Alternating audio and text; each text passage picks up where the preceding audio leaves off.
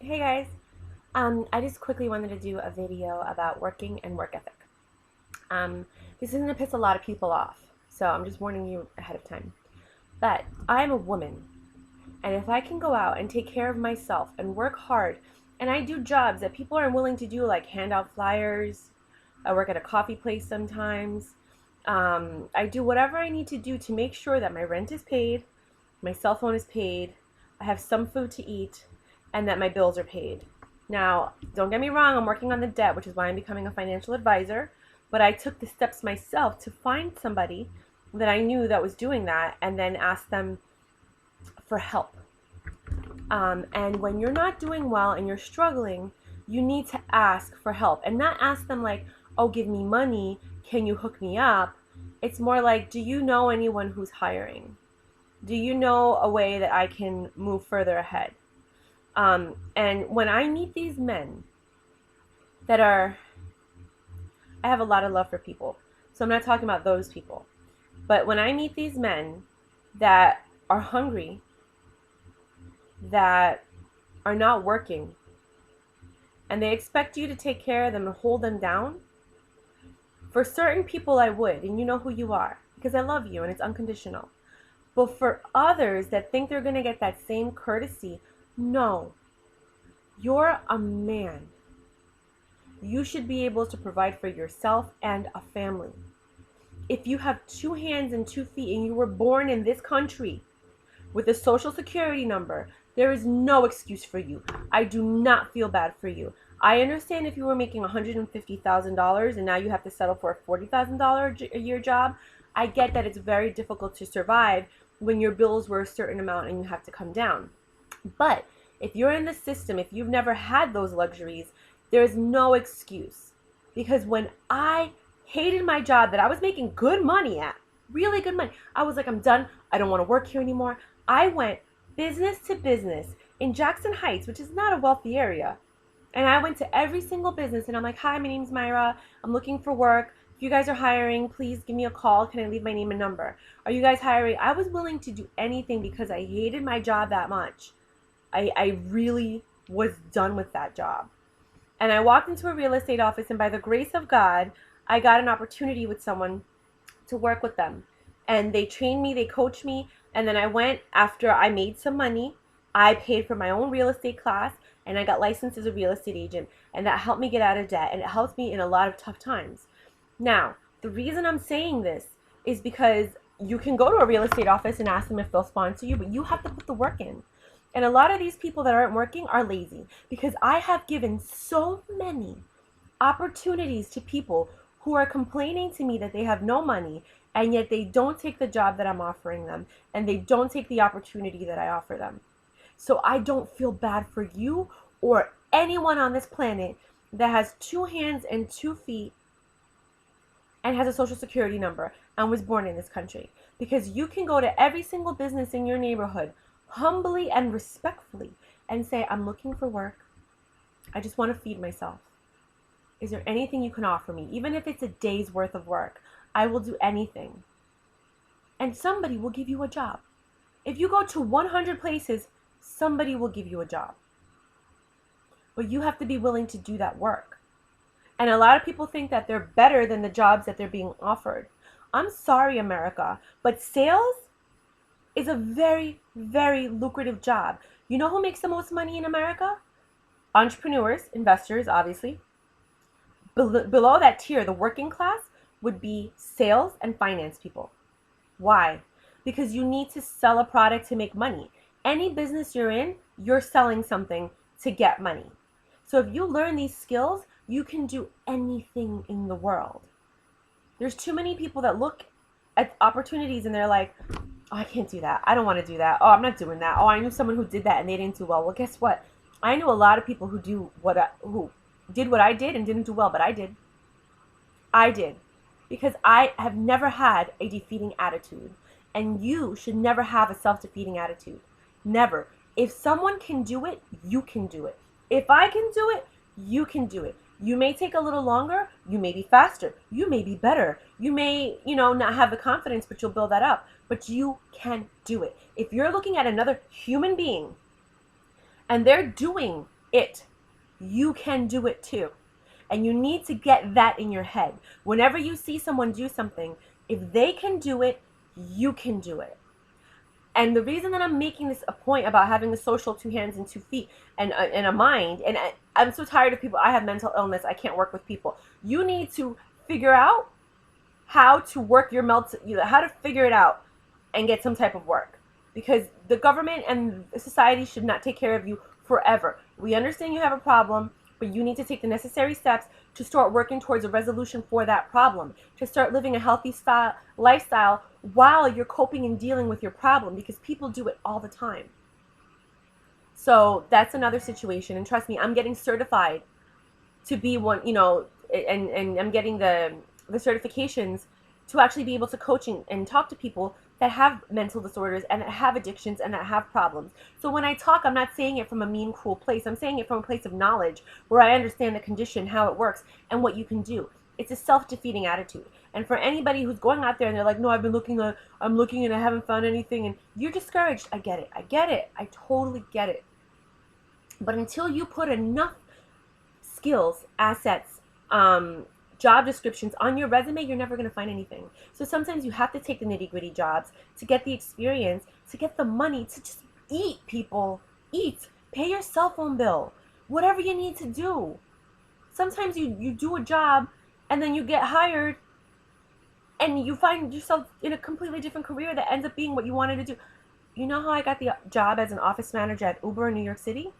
I handed out flyers for them on TaskRabbit on the coldest day in the winter. It was freezing cold. I had no money. I needed to pay my rent. And I'm like, it's only, I think back then it was only $8 or $10 an hour. And I'm like, I can't say no to this job because I don't know if there's another job coming. And I handed out flyers for Uber. And I texted the lady and I let her know everything that was going on, what everybody was doing. If people were working, they weren't working. Because I don't want her to think like, oh, how come we didn't get any response from this area? I'm like, well, I'm handing out the flyers. I'm doing everything. This guy disappeared. This girl and this guy are out for lunch. Like, I don't know what's going on, but I just want you to know that I'm working. They called me back to be a temp. I was temping with them for a few months, and then they hired me as the office manager, and then I became a TLC specialist, and then I started helping with director of operations stuff, and then I was also helping with community management. All because I handed out flyers on the coldest day when nobody wanted to do it. So I don't feel bad for anyone because I did something I didn't like, but it led to something better. Also because I had that work ethic. I don't make excuses. I make it happen. Okay, and I may not be perfect, and don't get me wrong, I'm not saying that I'm great and perfect at everything, even though I'm really good at a lot of things. But it's because I allowed myself to try something new and to get really good at it and to learn it. And when I take an opportunity, I don't sit there and I'm like, oh, okay, this is all you want me to do, so I'm only going to do that. I'm like, okay, do you need help with anything else? How does that work? What do they do?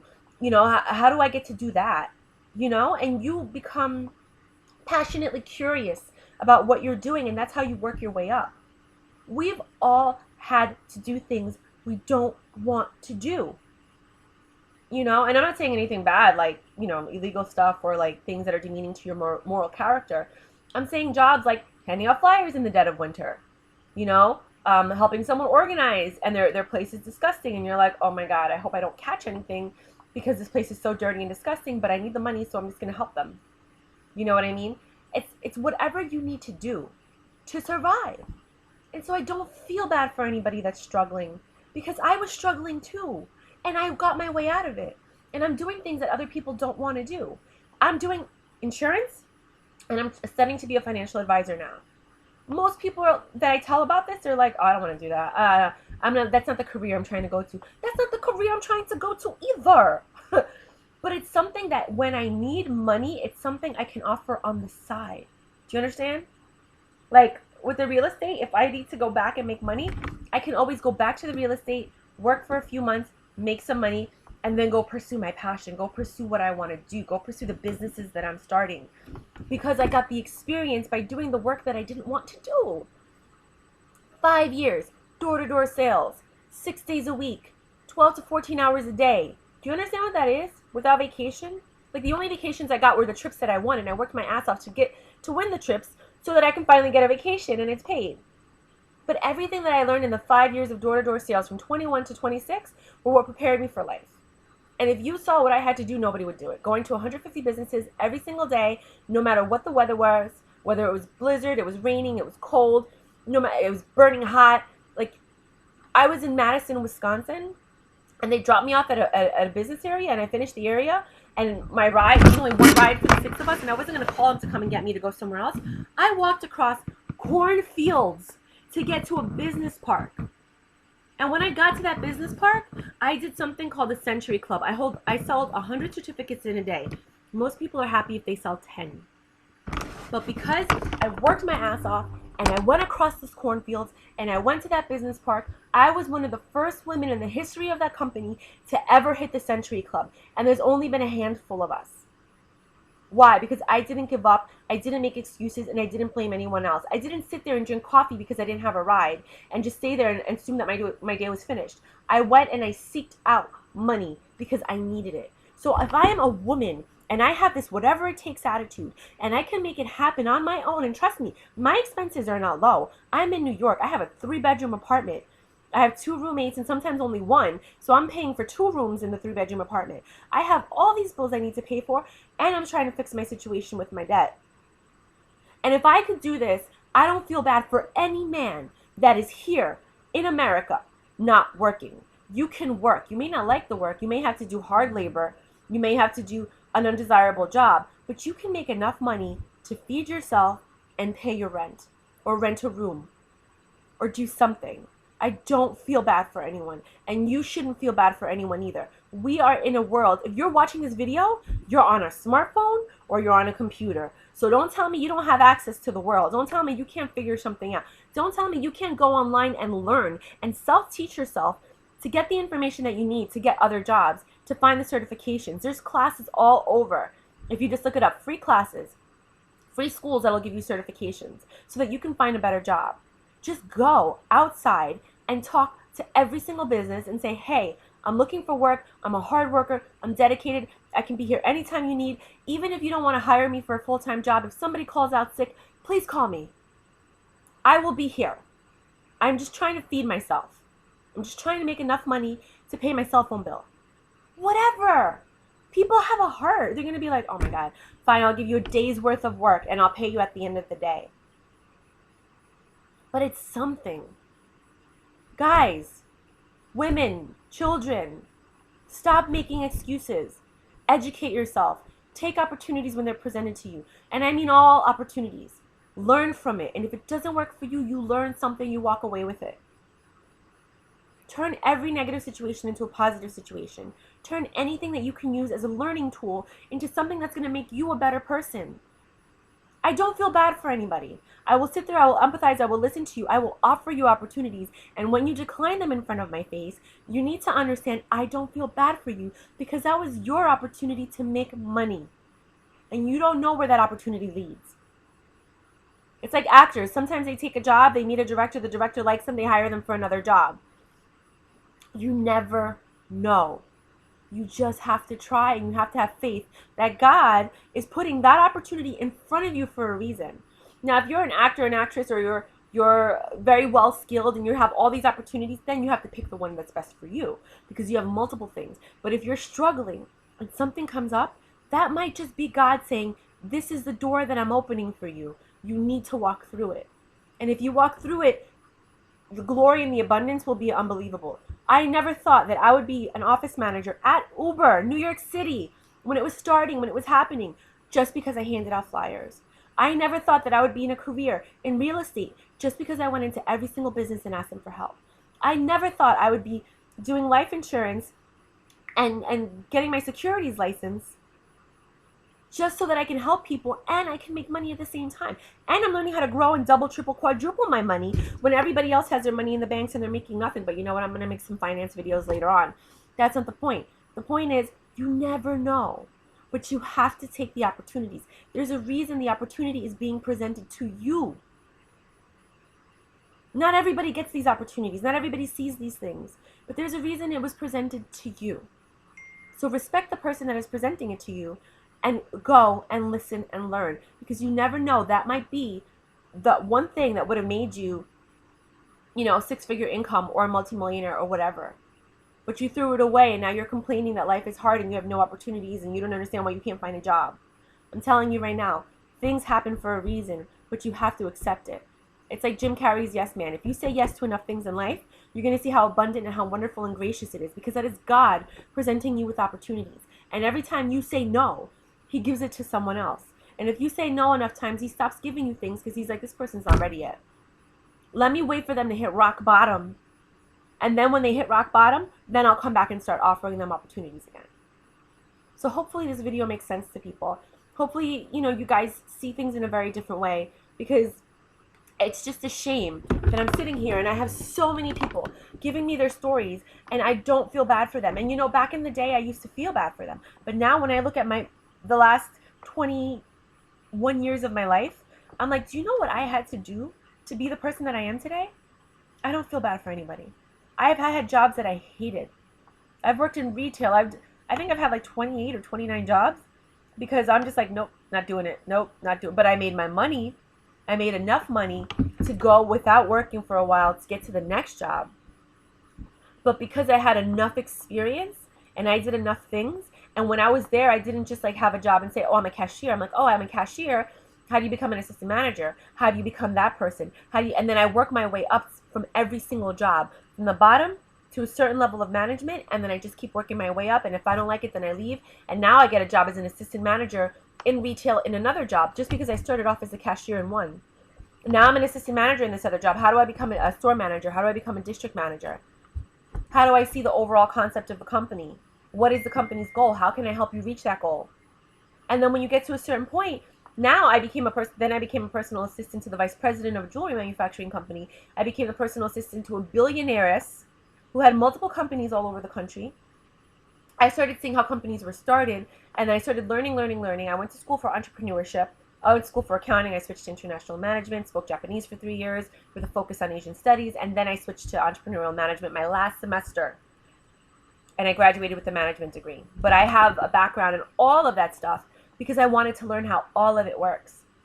But I didn't quit. I didn't quit college. I didn't give up. And that's okay if you do. If you drop out, fine. A lot of the most successful people never went to college, but you know what they had? A burning desire, or whatever it takes, I'm gonna make it attitude. I'm not feeling sorry for myself. I'm gonna do what I need to do to be one of the top people in my industry, but first I gotta learn the industry. And that's why I'm making this video. Learn your industry. Learn what you want. Do whatever you have to do until you can do whatever you need to do and you want to do. Oprah said it best.